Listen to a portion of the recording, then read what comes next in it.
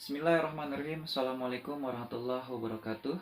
Saya Irsad Abdul Rajat, mahasiswa Unindra dengan nomor NPM 202121500185. Pada kesempatan ini saya akan menjelaskan 4 poin mengenai mata kuliah profesi kependidikan. Yang pertama, pengertian profesi guru. Yang kedua, hak dan kewajiban guru. Yang ketiga, 4 kompetensi yang harus dimiliki oleh guru. Yang keempat, yaitu pilar-pilar pembelajaran. Nah, untuk yang pertama, saya akan menjelaskan pengertian profesi guru. Nah, menurut Kartadinata, profesi guru adalah orang yang memiliki latar belakang pendidikan keguruan yang memadai, keahlian guru dalam melaksanakan tugas-tugas kependidikan diperoleh serta menempuh pendidikan keguruan tertentu. Dan kemampuan tersebut tidak memiliki oleh warga masyarakat pada umumnya yang tidak pernah mengikuti pendidikan keguruan. Dan juga ada beberapa peran yang dapat dilakukan guru sebagai tenaga pendidik. Antara lain, yang pertama, sebagai pekerja profesional dengan fungsi mengajar, membimbing, dan melatih. Dan yang kedua, pekerja manusia dengan fungsi dapat merealisasikan seluruh kemampuan kemanusiaan yang dimiliki. Dan yang ketiga, sebagai petugas kemasyarakatan dengan fungsi mengajar dan mendidik masyarakat untuk menjadi warga negara yang baik. Nah, kemudian hak-hak guru. Nah, dalam Undang-Undang Guru dan Dosen pasal 14 ayat 1 menyatakan dalam melaksanakan tugas keprofesionalan guru memiliki hak sebagai berikut. Ada beberapa poin ya. Yang pertama, memperoleh penghasilan di atas kebutuhan hidup minimum dan jaminan kesejahteraan sosial. Kemudian yang kedua, mendapatkan promosi dan penghargaan sesuai dengan tugas dan prestasi kerja. Dan yang ketiga, memperoleh perlindungan dalam melaksanakan tugas dan hak atas kekayaan intelektual. Dan yang keempat, memperoleh kesempatan untuk meningkatkan kompetensi. Dan yang kelima, memperoleh dan memanfaatkan sarana dan prasarana pembelajaran untuk menunjang kelancaran tugas keprofesionalan. Kemudian yang keenam, memiliki kebebasan dalam memberikan penilaian dan ikut menentukan kelulusan, penghargaan, atau sanksi kepada peserta didik. Nah, kemudian yang ketujuh, sesuai dengan kaidah pendidikan, kode etik guru dan peraturan perundang-undangan. Dan kemudian yang kedelapan, memperoleh rasa aman dan jaminan keselamatan dalam melaksanakan tugas. Yang kesembilan, memiliki kebebasan untuk berserikat dalam organisasi profesi. Nah, kemudian yang ke-10, memiliki kesempatan untuk berperan dalam penentuan kebijakan pendidikan. Dan yang ke-11, memperoleh kesempatan untuk mengembangkan dan meningkatkan kualifikasi akademik dan kompetensi ataupun yang lainnya. Dan yang ke-12, memperoleh pelatihan dan pengembangan profesi dalam bidangnya. Kemudian tadi hak-hak guru. Nah, kemudian selain hak-hak guru, ada juga kewajiban guru yang tertulis dalam Undang-Undang Guru dan Dosen pasal 20, bahwa dalam melaksanakan tugas keprofesionalan, guru berkewajiban 1. Merencanakan pembelajaran, melaksanakan proses pembelajaran yang bermutu, serta menilai dan mengevaluasi hasil pembelajaran. Dan yang kedua, meningkatkan dan mengembangkan kualifikasi akademik dan kompetensi secara berkelanjutan sejalan dengan perkembangan ilmu pengetahuan, teknologi, dan juga seni.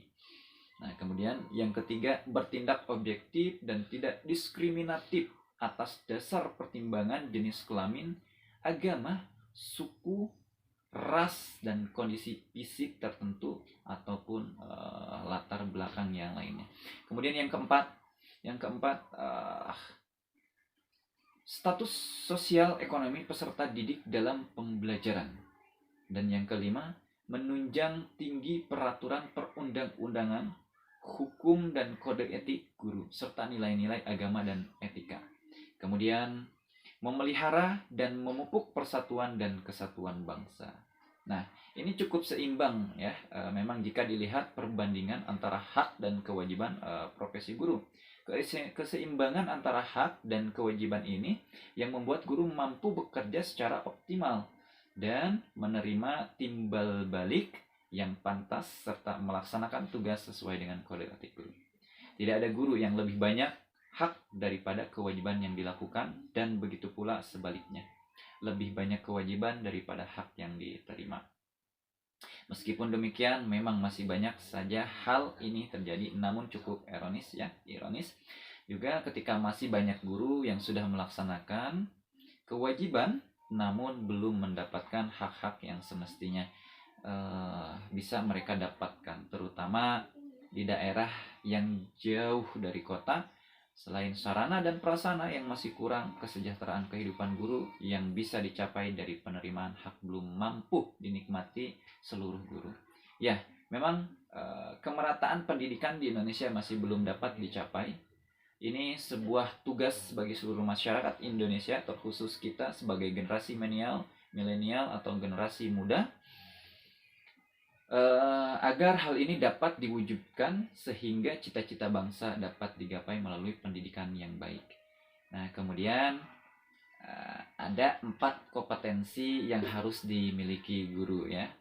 Nah, keempat kompetensi ini, yang pertama itu pedagogi, yang kedua profesional, yang ketiga kepribadian, dan yang terakhir yaitu sosial. Kompetensi guru akan memberikan efek positif pada perkembangan akademik dan keterampilan siswa. Nah, saya akan membahas poin yang pertama ya, mengenai kompetensi pedagogi.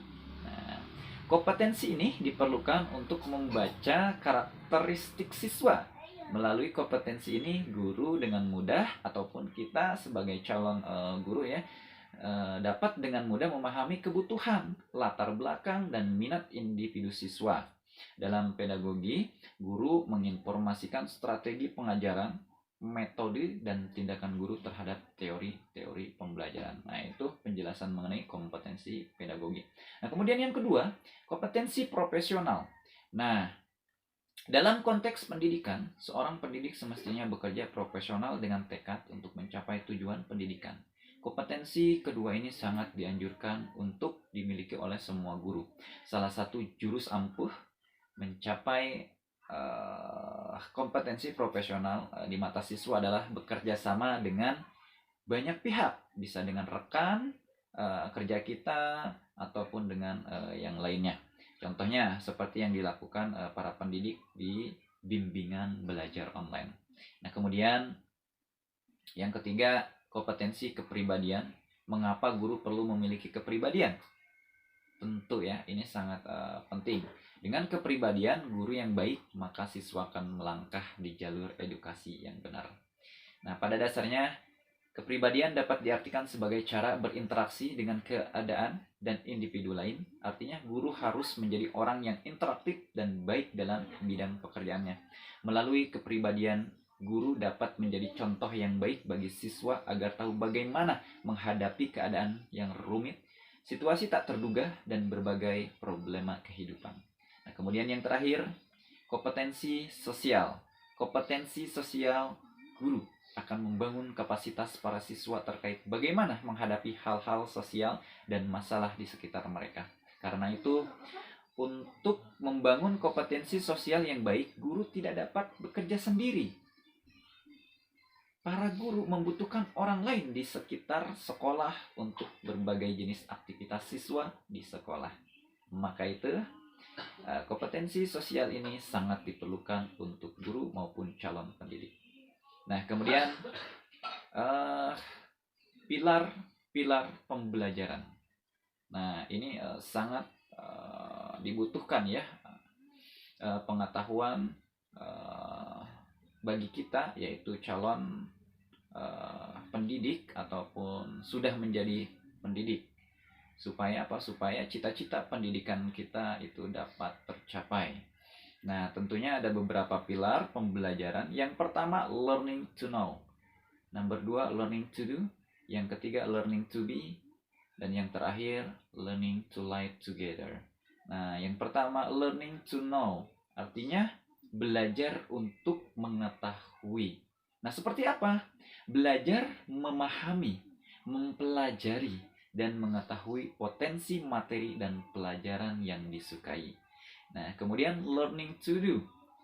Setelah memahami, learning to know, nah kita harus mengerti materi, waktunya mempraktekkan pada lapangan, yaitu learning to do, belajar untuk melakukan. Nah, mencoba segala hal sesuai potensi.